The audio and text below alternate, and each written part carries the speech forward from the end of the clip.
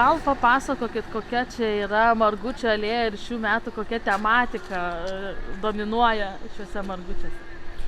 Tematika kokia yra? Velykos! Ne, Velykos jau, bet pajūrio stichijos. Kokios stichijos?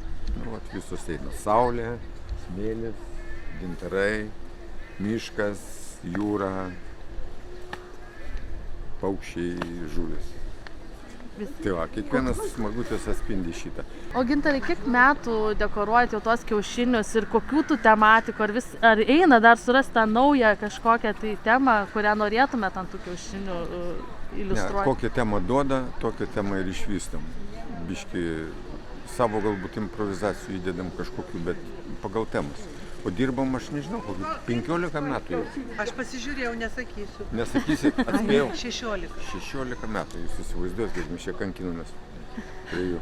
Didžiausią įspūdį turbūt padarė per COVID kiaušiniai, todėl kad Ir nebuvo čia. negalėjom statyti į vieną vietą, kad nebūtų, reiškia, daug žmonių. Tai mes išmėtėm po visą Palangą, lokacija buvo ir buvo planas, kur žmonės galėjo eiti ir žiūrėti. Ir tema buvo pasakos. Vaikų pasakos buvo. Jo vaikai piešė, tuos piešinius mes perkeliam ant kiaušinių. Tai tikrai buvo pats turbūt įdomiausias, efektingiausias darbas. Bet jie ir iš putoplastą, mes pagalvom, gal kokį kartą reikia į jūrą sumerkti jos visus, jiegi neskęsta. Rimtai, plūduras padaryti. Kaip plūduras. Tik tai turi nebūti šitą audros, nes tada rinktume iš pajūrio. Jurga, tai gal jūs Jo, o Jurga papasakokit, dekoratorė kaip mūsų. užbaigė tos kiaušinius ir kas po tais kiaušiniais va šiais metais? Šiais metais konkrečiai, tai vėlgi mums, kuriantiems žmonėms, visgi padeda labai empatija ir nu, va, tavo išjauta aplinkos ir kažkaip ir sudiktuoja ir atrodo, kodėl kiekvienais metais vis kita idėja kyla, nes va, kaip tu jautiesi. Ir va, šiais metais, nu, ta žiema, aš jau minėjau, šalta, daug sniego, to ledo, tiek mes to šalčio priturėjom. Ir jau kai gavau užduotį, kad jau reikės dirbti, aš jau pradėjau dairytis į dangų, koks čia bus tas oras, ar mes šitos medžiagos surinksim, nes mes stengiamės visgi tvariai iš gamtinės medžiagos prisirinkti. Ir matau, kad čia mes iš to sniego nieko neiškapstysim. Ir va ta mintis ir atėjo, kad man reikia daryti tai ledą, ar tai šaltą akmenį, ar kažką. Ir iš ko vat iškapstyti tą želmenuką, tą žydėjimą išgauti, tas šakeles kažkokias. Tai vat ta mintis ir buvo, kad noriu įdėti ir šalčio, ir gamtos būdimo.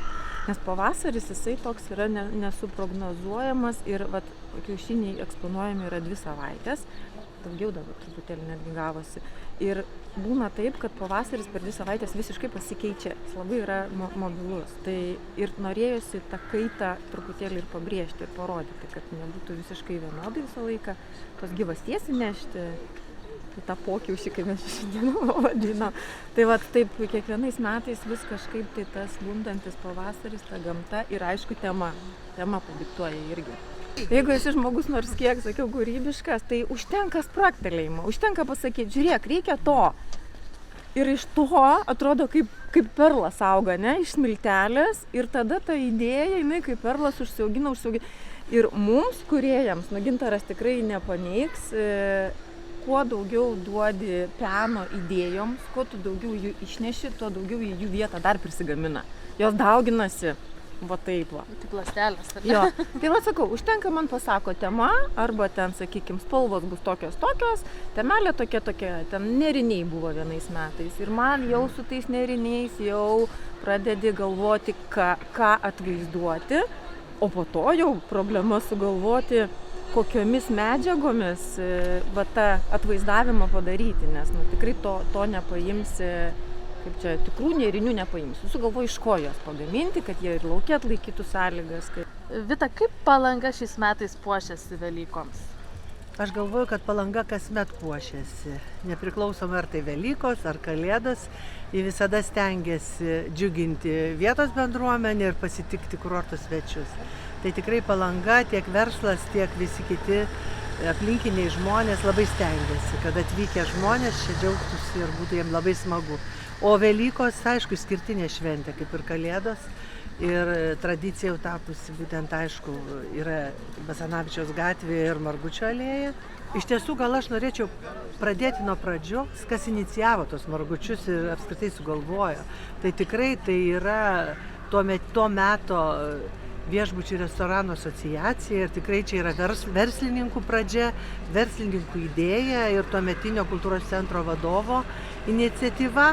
Tai žodžiu, jie keletą metų tais margučiais dabino, o paskui jau perdavė šitą darbą kultūros centrui. Tai jau prisijimti visų tų dalykų negaliu tikrai. Manau, kad jų iniciatyva tikrai labai stipri, jeigu tiek ilgai daug metų jinai egzistuoja. O jeigu kalbėti apie temas, tai iš tiesų labai sudėtingas klausimas ir sudėtingas darbas. Todėl, kad kasmet jie yra lyg ir margučiai, atliepiantis ir visus tautinius raštus, buvo ir visų regionų raštai, ir visų miestų partnerių raštai. Ir buvo netgi paroda po atviru dangumi, kur mes naudojame kurorto muziejaus nuotraukas. Ir buvo toks įvykis, kai mums paskambino moteris ir sako, per televizijos reportažą aš pamačiau savo vestuvių nuotrauką, kurios ieškojau ir neradau. Ir žodžiu, tokių įvairių dalykų.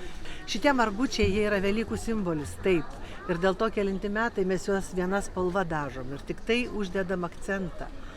Šiemet yra stichijos, pernai buvo Jurgio raštai, tai žodžiu viskas su tematika, bet kitais esam ir visus margučius piešę.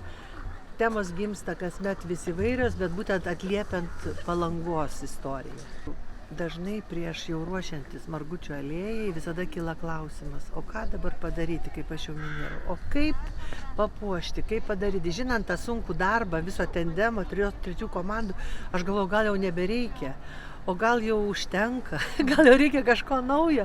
Tai aš gaunu visada atsakymą, žmonės to nesupras. Tai reiškia, jau tai yra įaugę į Palangos kraują.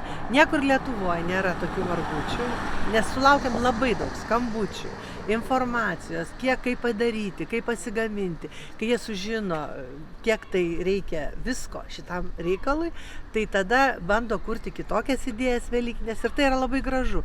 Aš manau, tai yra išskirtinis Velykų bruožas Palangoj, būtent šita margučių alėja.